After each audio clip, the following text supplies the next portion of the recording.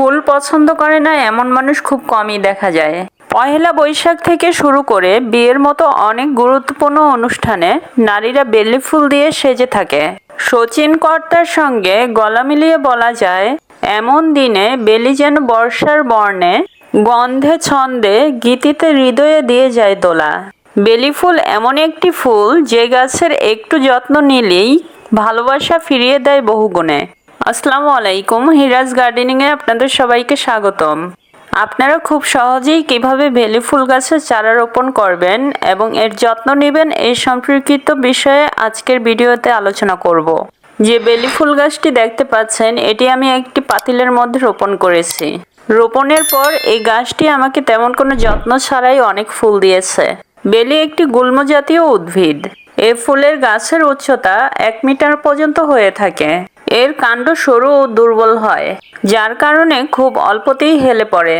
প্রতি বছরই বেলি ফুলের ডালপালা ছাঁটাই করে দিতে হয়।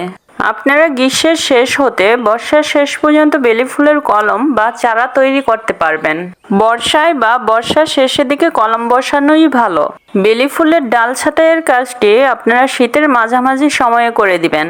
মাটির ওপরের স্তর থেকে 30 সেন্টিমিটার উপরে বেলি ফুলের গাছ ছাঁটাই করতে হয়। আমার এই গাছটির কিছু ডালপালা শুকিয়ে গেছে, আমি সেই ডালপালাগুলো ছেঁটে নিয়েছিলাম।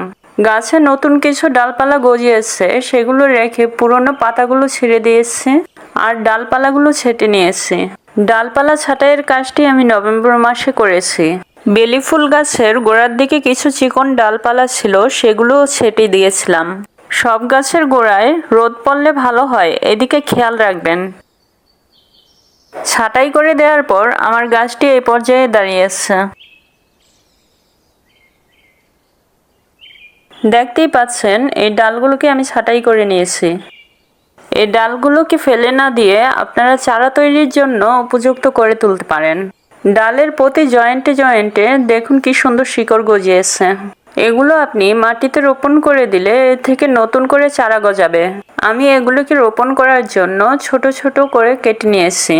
বেলি ফুলের চারা তৈরির জন্য আপনারা অবশ্যই মাঝারি সাইজের ডাল নির্বাচন করবেন। আমি চিকন এবং ছোট ডাল থেকেও আপনাদের চারা তৈরি করে দেখাবো আজকে। চারা তৈরির জন্য আমি এই ডালগুলো কেটে নিয়েছি। প্রতিটি ডালের নিচেই দেখুন শিকড় আছে। এই ডালগুলো লাগানোর আগে আমি পাতাগুলো ছেঁটে নিয়েছি। এর ফলে পাতায় কোনো রোগ জীবাণু থাকলে তা কচি পাতাগুলোতে ছড়াতে পারবে না। বেলি ফুল বেলে ও ভারী এঁটেল মাটি ব্যতীত সব ধরনের মাটিতে চাষ করা যায়। বেলির ডালগুলো লাগানোর জন্য আমি মাটি প্রস্তুত করে নিয়েছি। এরপর ডালগুলো লাগিয়ে দিয়েছিলাম। বেলির ডালগুলো লাগানোর পর অবশ্যই ভালো করে পানি দিয়ে ভিজিয়ে দিতে হবে।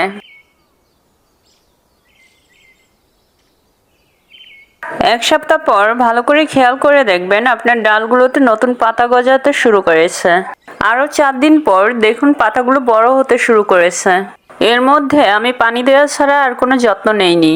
এর 19 দিন পর দেখুন আমার গাছের পাতাগুলো কত সুন্দর হয়েছে। নতুন নতুন আরও অনেক পাতা গজাচ্ছে।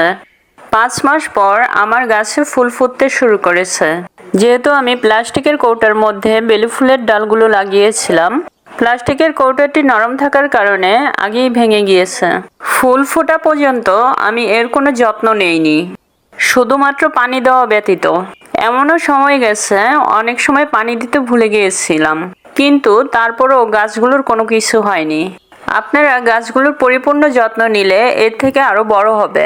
যত্ন ছাড়া গাছগুলো যে আমাকে ফুল দিচ্ছে, এটাই আমার জন্য অনেক বড় পাওয়া। এই গাছগুলোকে আমি আজকে রিপোর্টিং করে দেব। রিপোর্ট করার জন্য আমি মাটি প্রস্তুত করে টব ভরাট করে নিয়েছি। এরপর গাছের চারাগুলোকে সুন্দর করে টবের মধ্যে বসিয়ে দিয়েছি। আপনারা এভাবে টবের মধ্যে চারা বসিয়ে দিলেও চারার তেমন কোনো ক্ষতি হবে না। শুধুমাত্র একটি বিষয় খেয়াল রাখবেন, চারা বসানোর পর অবশ্যই ছায়াযুক্ত স্থানে রাখবেন। কিছুদিন ছায়াযুক্ত স্থানে রাখার পর অবশ্যই যেখানে রোদ পায় সেখানে রাখতে হবে। বেলি ফুল গাছে বেশি রোদ বা বৃষ্টির কারণে তেমন কোনো ক্ষতি হয় না। এমনকি আমি খেয়াল করেছি যে টবের মধ্যে পানি জমে থাকলেও তেমন কোনো ক্ষতি হয় না।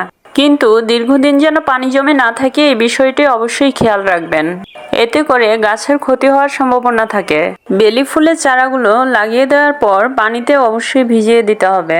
এরপর এই টবগুলোকে আমি ছায়াযুক্ত স্থানে রেখেছিলাম।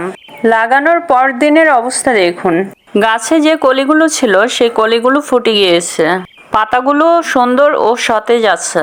দেখুন কত সুন্দর করে ফুল ফুটেছে। গাছে অসংখ্য কলিও আছে। 12 দিন পর ফিরে আসছি। চারাগুলো দেখুন অনেক বড় হয়ে গিয়েছে এবং নতুন করে ডালপালা মেলে ছড়াতে শুরু করেছে। ইতিমধ্যে অনেকগুলো ফুল ফুটেছে এই গাছগুলোতে। এই যে দেখুন নিচ থেকে কত ডালপালা গজাচ্ছে। প্রত্যেকটা গাছই অনেক সুন্দর করে বেড়ে উঠছে। বেলি ফুল গাছে তেমন রোগবালাই হয় না বললেই চলে। আমি শুধুমাত্র মাটি প্রস্তুত করে বসিয়ে দিয়েছিলাম। চারা লাগানোর পর থেকে 5 মাস পরে আমার চারাগুলো এ পর্যায়ে এসে দাঁড়িয়েছে। নতুন ডালগুলোতে নতুন করে কলি আসছে এবং প্রতিনিয়ত ফুল দিচ্ছে। আমার এই গাছটিতে প্রতিদিনই ফুল ফোটে। 5 মাস আগে আমি যে বেলি ফুল গাছটি ছাঁটাই করেছিলাম সেই গাছটির অবস্থা দেখুন। এই 5 মাস যাবৎ শুধুমাত্র পানি দিয়েছি, এছাড়া অন্য কোনো খাদ্য এদেরকে দেয়া হয়নি। কিন্তু তারপরও গাছগুলো কতটা সতেজ দেখুন। দেখুন কি সুন্দর ফুল ফুটে আছে। ছাদে গেলে এই ফুলের সৌন্দর্য আর সুগন্ধ আমাকে কাছে টেনে নেয়। এর কাছে গিয়ে ছুঁয়ে না দেখলে যেন মনটাই ভরে না। সত্যিকার অর্থে নিঃস্বার্থভাবে ফুল মানুষের মনকে প্রফুল্ল করে তোলে। আপনারা চাইলে খুব সহজেই বেলি ফুলের চারা তৈরি করে নিতে পারেন। ঘরের বারান্দা, ছাদ বাগান এবং বাড়ির আঙিনায় একটি বেলি ফুলের গাছ লাগিয়ে আপনি এর সৌন্দর্য উপভোগ করতেই পারেন। আমার ভিডিওটি কেমন লাগলো অবশ্যই কমেন্টে জানাবেন।